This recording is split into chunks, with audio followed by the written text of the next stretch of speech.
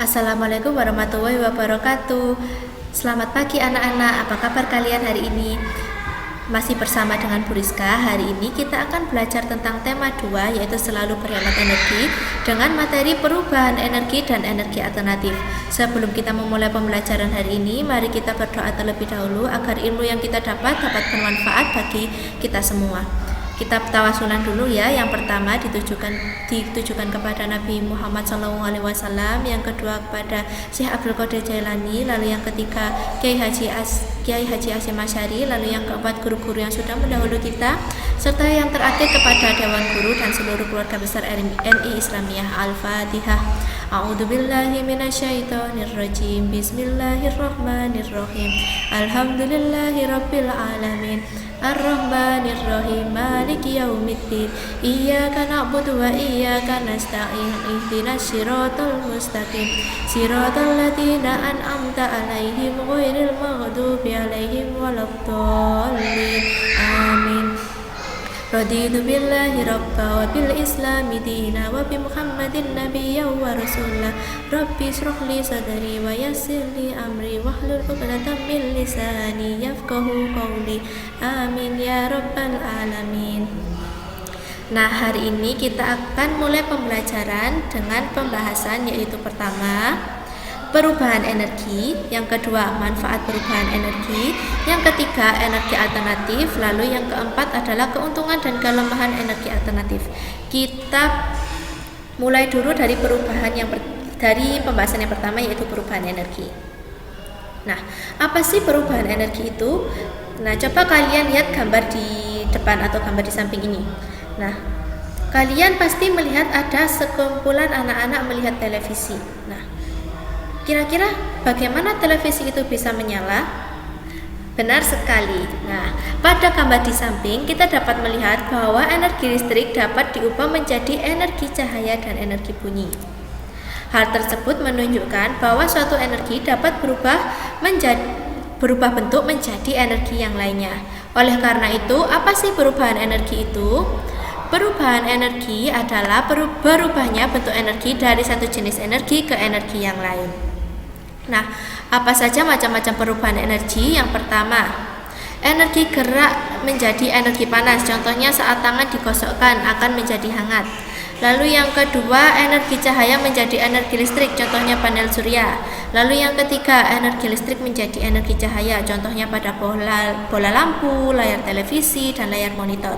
Lalu yang keempat, energi gerak menjadi energi listrik. Contohnya di PLTA atau pembangkit listrik tenaga angin.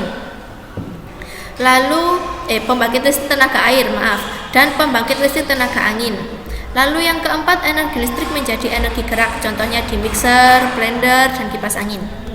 Lalu ada lagi energi kimia menjadi energi listrik, contohnya senter dan mainan yang menggunakan baterai.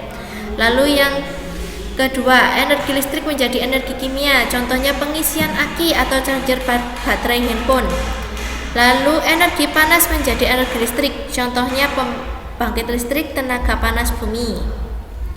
Lalu energi listrik menjadi energi panas. Nah, ini contohnya seperti setrika listrik, microwave, dan kompor listrik.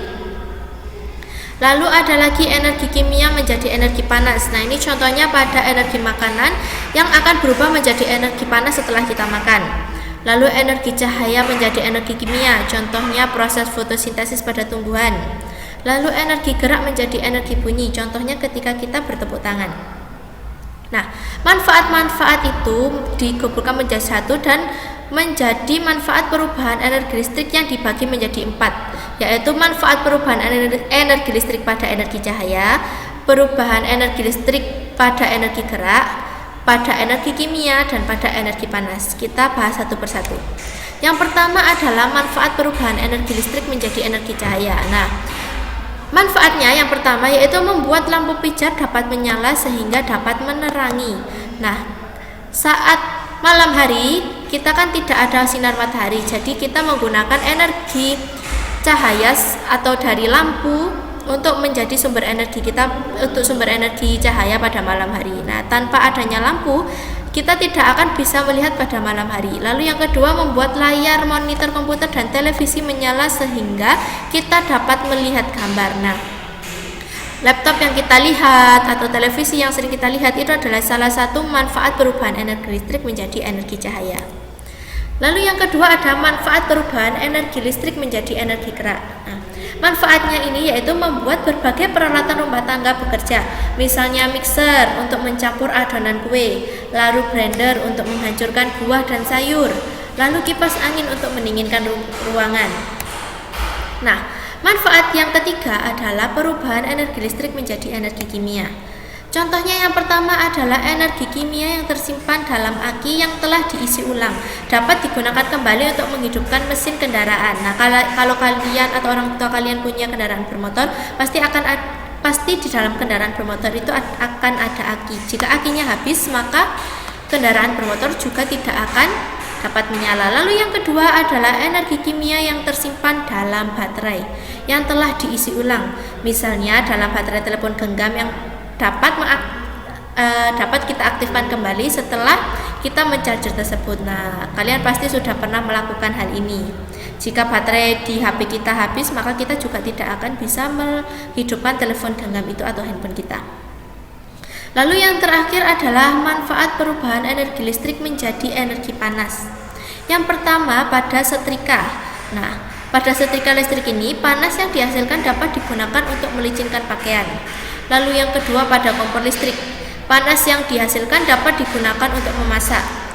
Yang ketiga pada oven listrik, panas yang dihasilkan dapat digunakan untuk membuat kue. Biasanya ini ibu-ibu atau ibu kalian yang sering menggunakan. Lalu yang keempat ada pada microwave, panas yang dihasilkan dapat digunakan untuk memanaskan makanan.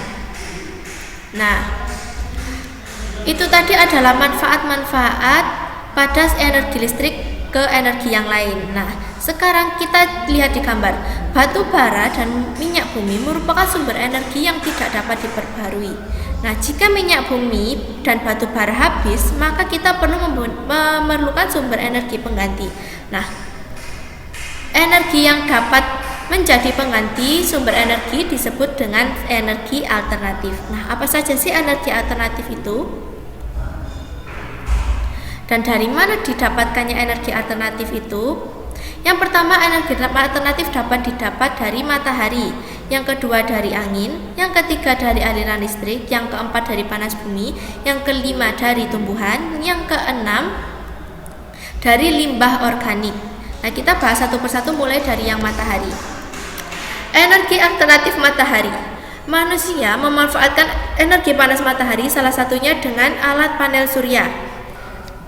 Panel surya dapat menyerap panas matahari bahkan saat cuaca mendung. Jadi bagaimanakah cara mengubah energi matahari menjadi energi listrik? Nah, kalian bisa lihat di gambar itu. Cahaya matahari akan ditangkap dan dikumpulkan oleh sel surya.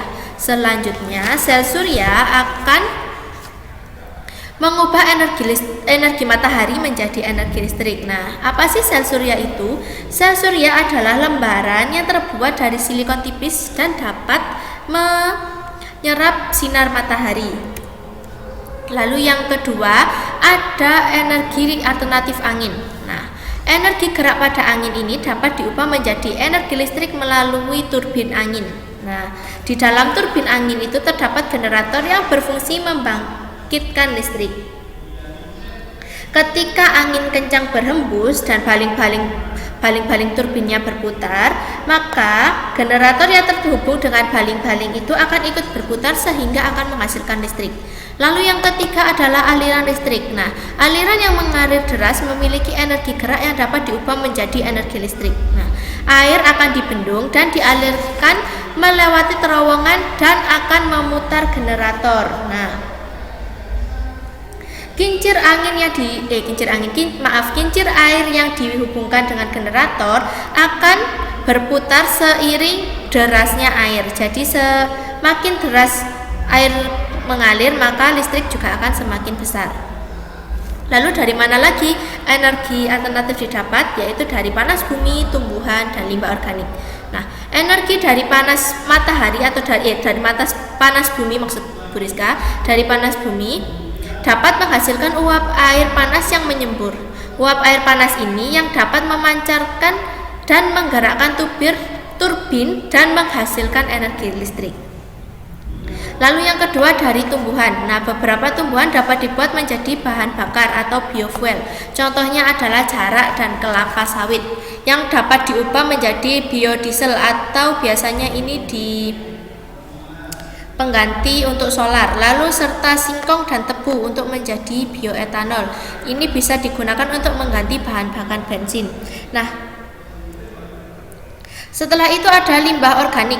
Limbah organik adalah limbah yang berasal dari makhluk hidup seperti kotoran hewan, limbah pertanian, limbah rumah tangga yang misalnya sisa makanan atau pokoknya sisa makanan itu. Nah, sampah tersebut dapat diubah menjadi biogas. Biogas dapat digunakan sebagai pengganti bahan bakar. Nah, dalam skala besar, biogas ini juga dapat menghasilkan energi listrik untuk penerangan. Nah, banyak sekali kan manfaatnya. Contoh pemanfaatan energi alternatif melalui tumbuhan dapat kita buktikan dengan membuat percobaan energi listrik dari kentang. Nah, alat dan bahannya yang pertama ada kentang, yang kedua lampu bohlam kecil, yang ketiga beberapa jepit buaya yang sudah tersambung dengan kabel listrik, yang keempat kawat tembaga, yang kelima kawat seng, dan yang keenam dudukan lampu kecil. Nah, langkah-langkahnya yang pertama, tusukkan kawat tembaga dan kawat seng ke dalam kentang dengan jarak beberapa sentimeter. Lalu masukkan bagian bawah lampu pada dudukan lampu dan hubungkan dengan dua penjepit buaya. Lalu yang ketiga, jepitkan ujung lainnya dari penjepit buaya masing-masing ke kawat tembaga dan kawat seng. Amati lampu tersebut, lalu apakah lampu dapat menyala? Jika lampu belum menyala, tambahkan kentang ke dalam rangkaian. Lalu amati lampu kembali. Jika lampu dapat menyala, berarti terdapat aliran listrik pada kentang tersebut. Nah, selain energi alternatif juga memiliki keuntungan dan kerugian.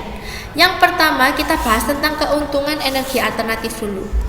Yang pertama, energi alternatif lebih bersih dan tidak berpolusi, karena energi alternatif seperti bioetanol dan biodiesel tidak menghasilkan asap yang berbahaya bagi makhluk hidup. Berbeda dengan bensin atau solar yang menghasilkan asap buangan atau asap yang dapat beracun bagi manusia maupun tumbuhan dan hewan. Lalu yang kedua, energi alternatif tidak akan pernah habis. Nah, contohnya seperti matahari, angin, dan air tidak akan habis meskipun terus-menerus kita gunakan. Begitu juga dengan biogas, karena biogas biasanya terdapat dari limbah atau kita dapatnya dari limbah sampah organik yang dapat kita dapatkan dari sampah pertanian dan peternakan. Nah, lalu yang ketiga ada energi alternatif jauh lebih murah, karena energi angin, matahari, atau air dapat diperoleh dengan gratis. Oleh karena itu jauh lebih mudah daripada minyak bumi atau batu bara yang semakin lama semakin mahal karena semakin habis dan tidak dapat diperbarui. Nah, selain keuntungan, terdapat juga kerugian dari energi alternatif. Yang pertama, teknologi yang menggunakan panas surya memiliki harga yang mahal. Nah, panas surya itu di negara kita masih sangat mahal atau sangat jarang sekali ditemui. Lalu yang kedua adalah kurangnya pengetahuan masyarakat dalam mengolah sampah organik. Nah, ini kita kalau mau membuang sampah kan pasti ada perbedaan, ada sampah anorganik atau sampah plastik dan sampah yang organik. Nah, itu sampah-sampah organik itu dapat kita pisahkan dan dapat kita buat untuk menjadi biogas atau biodiesel. Nah, tapi masyarakat di Indonesia masih kurang dalam pengetahuannya dalam mengolah sampah organik. Lalu yang ketiga adalah perlu modifikasi pada mesin motor untuk menggunakan bioetanol sebagai pengganti mesin. Nah, ini adalah kerugian dari energi alternatif. Nah, sekian pembelajaran hari ini. Kesimpulannya kita tadi belajar tentang apa? Yaitu perubahan energi. Yang kedua, macam-macam perubahan energi. Lalu yang ketiga tentang energi alternatif. Lalu macam-macamnya energi alternatif dan keuntungan dan kerugian energi alternatif. Sekian pembelajaran hari ini. Semoga pembelajaran hari ini dapat bermanfaat bagi kita semua. Wassalamualaikum warahmatullahi wabarakatuh.